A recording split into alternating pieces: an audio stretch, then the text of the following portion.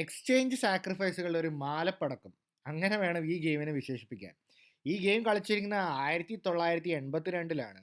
White കളിക്കുന്ന player മായ ചിബുർദാനിറ്റെ, black കളിക്കുന്ന player Vladimir P മലനോയിക്. ഇപ്പോൾ രണ്ടുപേരും വളരെ സ്ട്രോങ് പ്ലെയേഴ്സാണ്. ഇവിടെ വൈറ്റ് കളിക്കുന്ന പ്ലെയർ ആയിട്ടുള്ള മായ ചിബുർദാനേസയാണ് 6ാമത്തെ വുമൺസ് വേൾഡ് ചെസ് ചാമ്പ്യൻ. അപ്പോൾ വളരെ സ്ട്രോങ് ആയിട്ടുള്ള പ്ലെയറാണ്, വളരെ ക്രിയേറ്റീവ് ആയിട്ടുള്ള ഒരു പ്ലെയറാണ്. ഇവിടെ വൈറ്റ് പ്ലെയർ തുടങ്ങുന്നത് D4 വെച്ചാണ്. Night F6, C4, G6. അപ്പോൾ അത് കിങ്സ് ഇന്ത്യൻ ഡിഫൻസ് ആണ്. Night C3, D5. അപ്പോൾ കിങ്സ് ഇന്ത്യനിൽ നിന്ന് ഗ്രൻഫെൽ ഡിഫൻസിലേക്ക് ട്രാൻസ്പോസ് ചെയ്തു. പോൺ വെച്ച് വെട്ടുന്നു, നൈറ്റ് വെച്ച് വെട്ടുന്നു. E4 കളിച്ച് ഈ ഒരു നൈറ്റിലേക്ക് അറ്റാക്ക് ചെയ്യണം. നൈറ്റ് വെച്ച് വെട്ടുന്നു, പോൺ വെച്ച് തിരികെ വെട്ടുന്നു. Bishop G7, night F3, C5. അപ്പോൾ ഇതിൻ്റെ ഉദ്ദേശം ഇപ്പോൾ ഈ പോൺ വെച്ച് വെട്ടാൻ പറ്റില്ല. കാരണം എന്താണ്, ഈ പോൺ ഇവിടെ പോകും, ചെക്കും ആവും, ഈ റൂക്ക് ഇവിടെ പോവുകയും ചെയ്യും.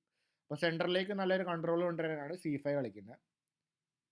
റൂക്ക് B1, റൂക്കിനെ ആ ഡേഞ്ചറസ് ഡയഗണിൽ നിന്ന് മാറി. ബ്ലാക്ക് ക്യാസിൽ ചെയ്യുന്നു, ബിഷപ്പ് E2. ക്യൂവിനെ A5 കൊണ്ടുവന്നിട്ട് ഈ പോണിലേക്ക് അറ്റാക്ക് ചെയ്യുന്നു. ആ പോണൊന്നും വേണ്ട, എനിക്ക് ക്യാസിൽ ചെയ്ത് ഡെവലപ്മെൻറ്റ് മതി എന്ന് വൈറ്റ്.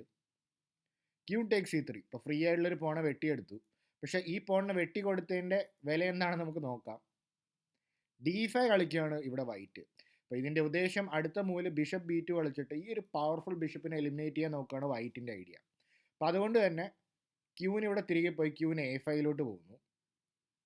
Bishop G5. ക്യൂവിനെ ഇവിടെ C7 കളിക്കുന്നു. ഇത് കളിച്ചില്ലെങ്കിൽ ഈ ഒരു പോൺ കുറച്ച് വീക്കായി പോകും. അപ്പോൾ അതിന് വേണ്ടിയിട്ടാണ്, അതിനെ സേവ് ചെയ്യാൻ വേണ്ടിയിട്ടാണ് ക്യൂവിനെ C7 കളിക്കുന്നത്. ക്യൂൻ C1 കളിക്കുന്നു. അപ്പോൾ ഇതിന് രണ്ട് ഉദ്ദേശമുണ്ട്. ഈ ബിഷപ്പിനെ H6 കളിച്ചിട്ട് ഈ ഒരു ബിഷപ്പിനെ ഫോഴ്സ് ട്രേഡ് ചെയ്യാൻ നോക്കാം. അതും അല്ലെങ്കിൽ ഈ ബിഷപ്പിന് F4 വന്നിട്ട് ഈ ക്യൂവിനെ അറ്റാക്ക് ചെയ്യുകയും ചെയ്യാം. അപ്പോൾ രണ്ട് ഉദ്ദേശമുണ്ട്. Bishop G4. ബിഷപ്പ് F4 ആണ് ഇവിടെ വൈറ്റ് കളിക്കുന്നത്. ഈ ഒരു ക്യൂനിലേക്ക് അറ്റാക്ക് ചെയ്യുന്നു. ക്യൂൻ ഇവിടെ C8 പോകുന്നു. E5. അപ്പോൾ രണ്ട് പവർഫുൾ പോൺസ് ആണ് ഇവിടെ സെൻട്രലിലുള്ളത്. അപ്പോൾ ഈ പോണുകളെ രണ്ടിനും തൊടാൻ പറ്റില്ല. കാര്യം ഇപ്പോൾ ഈ ഒരു നൈറ്റിനെ ഒഴിവാക്കിയാൽ പറ്റും ഇവിടെ ബ്ലാക്കിന്. പക്ഷേ ഈ ബിഷപ്പ് നല്ല രീതിയിൽ ഇതിനെ പ്രൊട്ടക്റ്റ് ചെയ്യുന്നുണ്ട്. അപ്പോൾ തൽക്കാലം ഈ രണ്ട് പോണിനെ ഒന്നും ചെയ്യാനില്ല. Night BD7. റൂക്കിനെ ഇവിടെ E1 കളിക്കുന്നു. അപ്പോൾ ഇപ്പോഴും ഈ ഒരു ബിഷപ്പ് വെച്ച് നൈറ്റിനെ എടുത്താലും ഈ പോണുകളെ ഒന്നും ചെയ്യാൻ പറ്റില്ല. കാരണം രണ്ട് പ്രൊട്ടക്ഷൻ ഇവിടെ ഉണ്ട്. അപ്പോൾ ഒന്നും തന്നെ ചെയ്യാൻ പറ്റില്ല.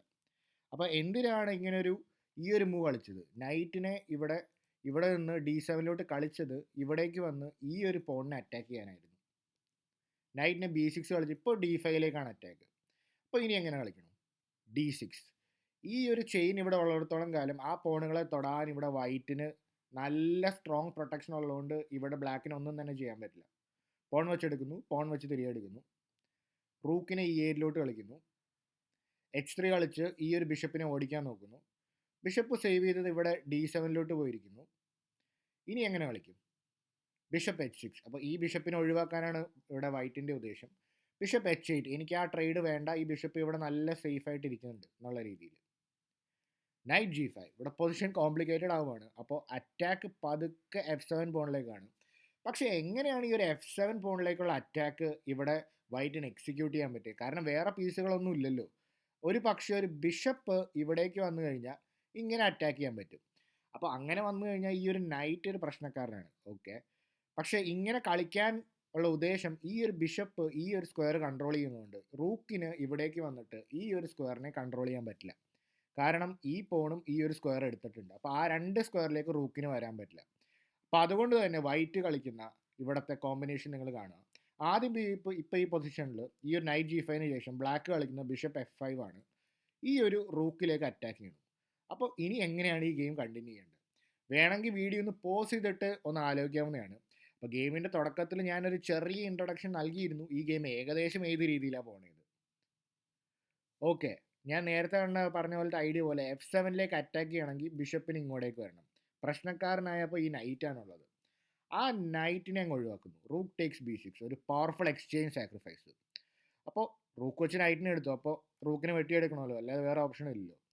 അടുത്ത മൂവ് ബിഷപ്പിനെ ഇവിടെ C4 കളിച്ച് F7 എടുക്കുക. ഇതാണ് ഉദ്ദേശം. അപ്പോൾ പവർഫുൾ അറ്റാക്ക് ഇവിടെ വൈറ്റിന് കിട്ടുന്നതാണ്. അപ്പോൾ ഇപ്പോൾ റാൻഡം ആയിട്ടുള്ള മൂവ്സ് ഒന്നും കളിക്കാൻ പറ്റില്ല. കാരണം ബിഷപ്പ് ടേക്സ് F7 നല്ല സ്ട്രോങ് ആണ്. അപ്പോൾ ഈ ഒരു ഡയഗണൽ അടയ്ക്കാൻ വേണ്ടി ബിഷപ്പ് E6 ആണ് കളിക്കുന്നത്.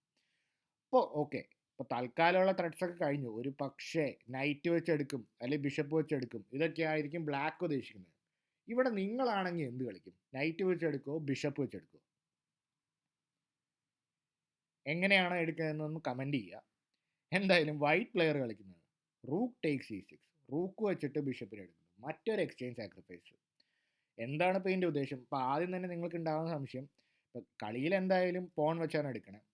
ഈ റൂക്ക് വെച്ചെടുത്തിട്ട് ഈ ഒരു പൊസിഷനെ സോളിഡിഫൈ ചെയ്യാൻ നോക്കിക്കഴിഞ്ഞാൽ ഇവിടെ വളരെ ഈസി ആയിട്ട് ഇവിടെ വൈറ്റ് ജയിക്കുന്നതാണ്. നൈറ്റ് ടേക്ക് C6, പോൺ വെച്ചെടുത്ത് കഴിയുമ്പോൾ ക്യൂവിനെ ഇവിടെ E3 കളിച്ച് ഈ ഒരു പോണിലേക്ക് അറ്റാക്കാണ്.